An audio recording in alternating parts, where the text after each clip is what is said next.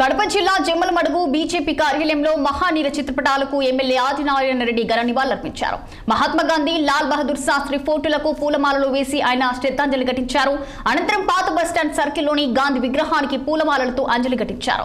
ఈ సందర్భంగా గాంధీజీ త్యాగాలను స్మరించుకున్నారు. గాంధీ సిద్ధాంతాలు ప్రతి ఒక్కరూ అనుసరించాలంటూ ఆదినారాయణ వెలుసుచెచ్చారు. గాంధీ ఆశయ సాధనతో దేశం ముందుకు వెళ్తుందన్న ఆయన 2047 నాటికి అగ్రగామిగా నిలుస్తుందంటూ ఆశాభావం వ్యక్తం చేశారు. ఎమ్మెల్యే ఆదినారాయణ రెడ్డి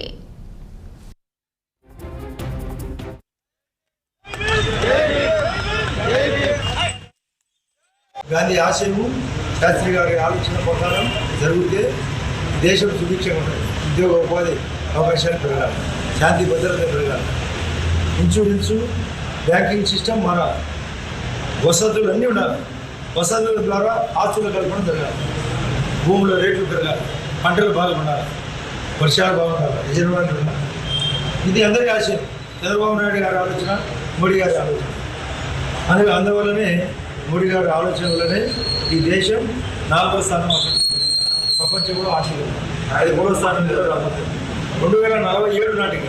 అంటే వాళ్ళ యొక్క ఆశయం ఆ రోజు 2047కు యూనియన్ లేదా స్వాతంత్రం వచ్చే నాటికి 1వ స్థానం రావడం భారతదేశం. అంటే బుద్ధి 25, మరొక 22 సంవత్సరాలు వారి ఇద్దరి ఆశయం నెరవేరేట్టుగా మోడీ గారి ఆలోచన వికసిత భారత్, వికసిత ఆంధ్రప్రదేశ్. నేను పార్టీ పరంగా చెప్తున్నా, వికసిత కమలం కూడా. గాంధీ ఆశయము శాస్త్రి గారి ఆలోచన ప్రకారం జరిగితే దేశం